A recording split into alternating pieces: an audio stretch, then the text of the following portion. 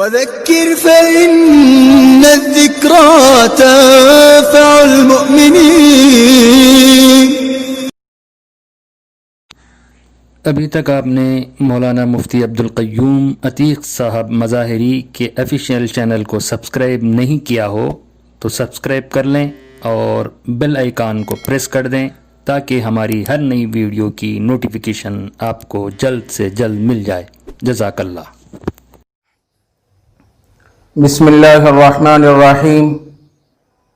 قابل احترام ناظرین و سامعین، حکیم الامت حضرت مولانا اشرف علی تھانوی رحمۃ اللہ علیہ نے اپنے مواعظ میں ایک قصہ لکھا ہے۔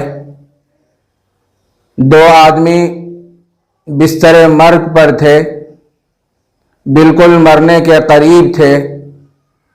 ان میں سے ایک یہودی تھا اور دوسرا مسلمان۔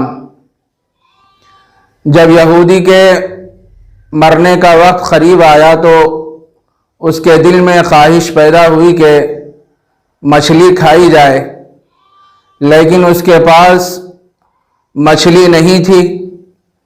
اللہ تعالیٰ نے ایک فرشتے سے فرمایا، جاؤ فلاں یہودی فلاں جگہ اس وقت مرنے کے قریب ہے، اس کے دل میں مچھلی کھانے کی خواہش ہو رہی ہے، تم ایک مچھلی لے کے جاؤ اور اس کے گھر کے تالاب میں وہ مچھلی ڈال دو۔ دوسرا جو مسلمان تھا وہ بھی مرنے کے قریب تھا، اس کے دل میں روغن زیتون کھانے کی خواہش پیدا ہوئی۔ اللہ تعالیٰ نے ایک فرشتے سے فرمایا، جاؤ فلاں مسلمان اس وقت بالکل آخری حالت میں ہے اور وہ اس کے دل میں روغن زیتون کھانے کی خواہش ہو رہی ہے، تم ایسا کرنا کہ اس کی الماری میں روغن زیتون موجود ہے، اسے نکال لینا اور اسے ضائع کر دینا۔ یہ دونوں فرشتے اپنے اپنے کام پہ نکلے، دونوں کی ملاقات ہوئی، ایک دوسرے سے پوچھنے لگے کہ تم کہاں جا رہے ہو؟ تو ایک فرشتے نے کہا کہ میں یہودی کے پاس جا رہا ہوں، اس کا آخری وقت ہے، اس کو مچھلی کھانے کی خواہش ہو رہی ہے، اللہ تعالیٰ نے یہ حکم دیا کہ مچھلی لے جاؤ اور اس کے گھر کے تالاب میں ڈال دو۔ دوسرے فرشتے نے کہا کہ فلاں مسلمان مرنے کے قریب ہے، اللہ تعالیٰ نے مجھ سے فرمایا کہ اس کو روغن زیتون کھانے کی خواہش ہو رہی ہے، تم اس کے پاس جانا اور اس کے الماری میں روغن زیتون موجود ہے، اسے نکال دینا اور ضائع کر دینا۔ جب یہ دونوں کی باتیں سامنے آئیں تو فرشتے سوچنے لگے کہ اللہ تعالیٰ نے یہ متضاد حکم کیوں دیا، الگ الگ حکم کیوں دیا؟ بہرحال تعمیل حکم میں چلے گئے، اس یہودی کو مچھلی دے دی اور وہ کھا لیا، اور یہ فرشتہ مسلمان کے پاس گیا اور اس کا روغن زیتون اس کی الماری سے نکال لیا اور اسے ضائع کر دیا۔ جب یہ دونوں اللہ کی خدمت میں پہنچے، فرشتے اللہ تعالیٰ سے بڑے ادب کے لہجے میں عرض کرنے لگے، مولا بات ہمیں سمجھ میں نہیں آئی، آپ نے یہودی کو مچھلی کھانے کی رغبت پر مچھلی کا انتظام فرما دیا، جبکہ وہ کافر ہے، آپ کی بات نہیں مانتا، اور ایک مسلمان جو آپ کی وحدانیت کا قائل ہے اور اپنی جبین نیاز کو آپ کے سامنے جھکاتا ہے، آپ سے بہت ہی محبت کرتا ہے، بڑا عبادت گزار ہے، لیکن جب اس کا آخری مرحلہ آیا تو آپ نے روغن زیتون اس کی الماری سے نکال کر ضائع کرنے کا حکم فرمایا، آخر کیا قصہ ہے؟ تو اللہ تعالیٰ نے فرشتوں سے فرمایا، دیکھو ہمارا معاملہ بالکل الگ تھلگ ہے، یہودیوں کے ساتھ ہمارا معاملہ الگ ہے اور مسلمانوں کے ساتھ ہمارا معاملہ الگ ہے۔ اس کے بعد اللہ تعالیٰ نے فرمایا، جو آدمی ایمان کے بغیر، اللہ کی وحدانیت کے بغیر دنیا میں کوئی اچھا عمل کرتا ہے، نیکی کرتا ہے، صدقہ کرتا ہے، خیرات کرتا ہے اور اللہ کے راستے میں انفاق کرتا ہے تو ہم دنیا ہی میں اس کا صلہ دیتے ہیں، تاکہ ہمارے ذمے کسی کی نیکی باقی نہ رہے.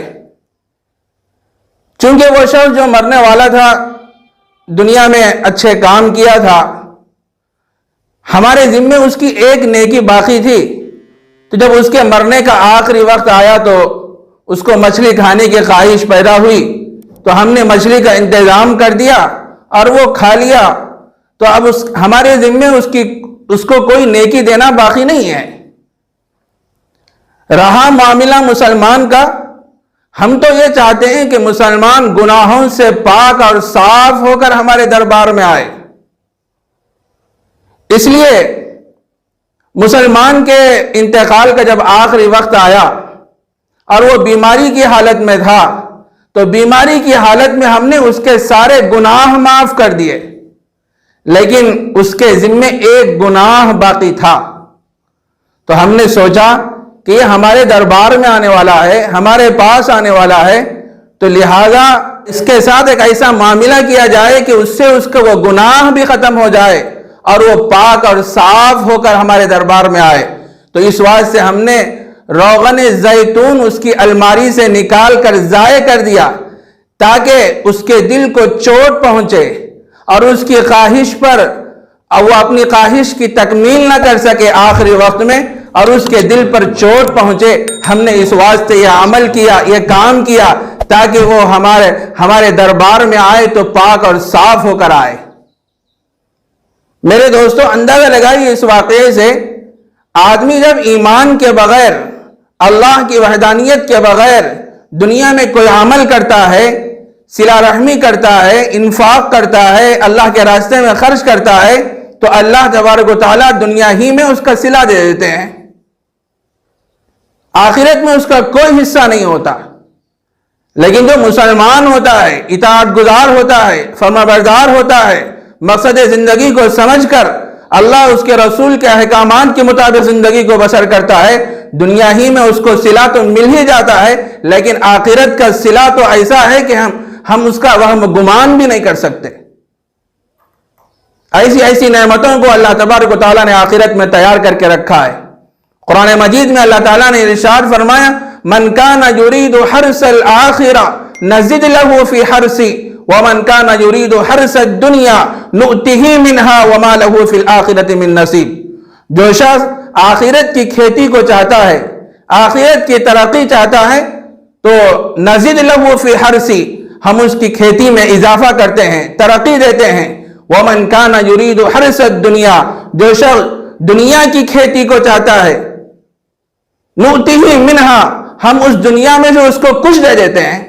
جو اللہ کا نافرمان ہوتا ہے, اطاعت گزار نہیں ہوتا ہے, جو اللہ کی بات کو نہیں مانتا ہے, مسلمان نہیں ہوتا ہے, اگرچہ کہ وہ دنیا میں اچھے اعمال کرتا ہے, نیکی کرتا ہے, بہت سے کار خیر کرتا ہے, لیکن ہم دنیا ہی میں اس کا صلہ دے دیتے ہیں, آخرت میں اس کا کوئی حصہ نہیں ہوتا. ان اللہ لا یظلم مثقال ذرہ, اللہ تعالیٰ کسی بندے پر ذرہ برابر بھی ظلم نہیں کرتے. تو میرے دوستو, اسی لیے فرمایا گیا ہے الدنیا مزرعۃ الآخرہ, یہ دنیا آخرت کی کھیتی کی جگہ ہے. آخرت کو بنانا ہے, سنوارنا ہے, اپنے اعمال کو بنانا ہے, اپنے اعمال سنوریں گے, اللہ کی مرضیات کے مطابق اپنی زندگی کو گزاریں گے, تو اللہ نے ایسی نعمتوں کو تیار کر کے رکھا ہے کہ جس کو کسی آنکھ نے نہیں دیکھا, کسی کان نے نہیں سنا, اور کسی کے قلب پر یہ وہم گمان بھی نہیں گزرا کہ جنت کی نعمتیں ایسی ہوں گی. بہرحال یہ ایک واقعہ تھا جو بڑا سبق آموز تھا, جو آپ کی خدمت میں پیش کیا گیا. اللہ ہم سب کو عمل کی توفیق عطا فرمائے. وآخر دعوانا ان الحمد للہ رب العالمین.